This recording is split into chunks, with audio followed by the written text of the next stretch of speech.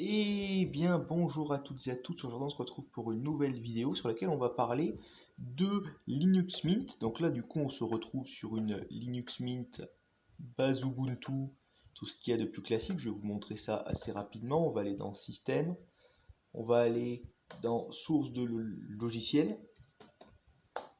Vous allez donc du coup voir que l'on a une Linux Mint 19.3 Tina, non, mais Tricia, je veux dire.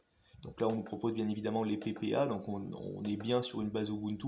Voilà, donc Linux Mint 19.3 Tricia, avec les différentes clés d'authentification de chez Ubuntu, et la maintenance qui ressemble à celle de Linux Mint Ubuntu et pas celle de Linux Mint Debian Edition, bien évidemment. De plus, nous allons dorénavant retourner sur le gestionnaire de mise à jour ici, qui nous propose ici d'installer une mise à jour pour Pulse Audio. Donc là, si je fais installer les mises à jour, vous allez vous rendre compte de quelque chose d'assez magique. Oh, libsnapd glib 1. Cette mise à jour implique des modifications supplémentaires. Donc on va commencer à se retrouver avec des composants Snap installés par défaut sur la Linux Mint. Ce que je trouve absolument scandaleux, car Linux Mint a toujours dit qu'il privilégiait les Flatpak et non les Snap. Donc ça, c'est quelque chose d'assez quand même scandaleux, je trouve. Et je trouve vraiment dommage qu'ils aient...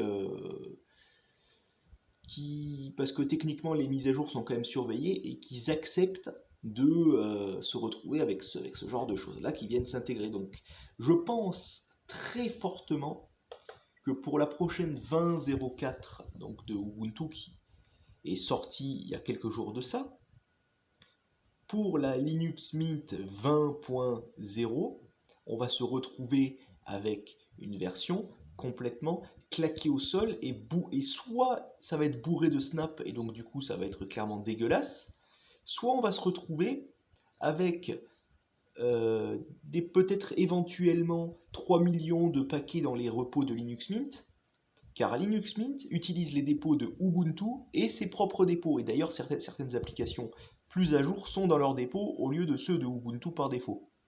Ce qui est assez intéressant. Ce qui permet d'avoir des trucs un peu plus à jour, notamment Firefox. On a une version plus à jour dans les dépôts de Linux Mint que dans les dépôts de Ubuntu. En tout cas, c'est ce qui se passe la plupart du temps. Souvent, ils sont beaucoup plus réactifs avec les mises à jour. Après, ce qui est important aussi à noter, c'est que là, du coup, ça va faire beaucoup plus de travail pour Linux Mint s'ils se décident de ne pas mettre de snap du tout dans leur distribution.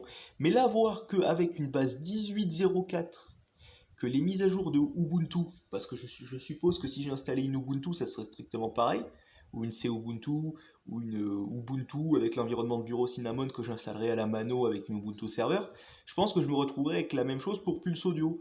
Il m'installerait un composant Snap. Donc admettons je le fais, admettons que j'installe la mise à jour. Alors je pense pas que je vais attraper le cancer non plus, mais dans l'idée, c'est un petit peu ça quoi.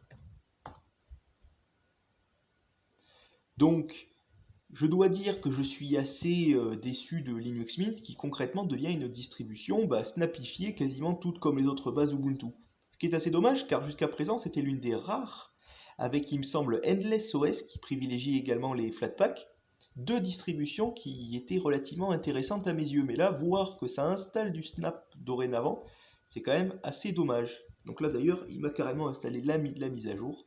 Donc sur ce, je vous dis salut à tous et à la prochaine. N'hésitez pas à me dire ce que vous en pensez en commentaire. Allez, ciao.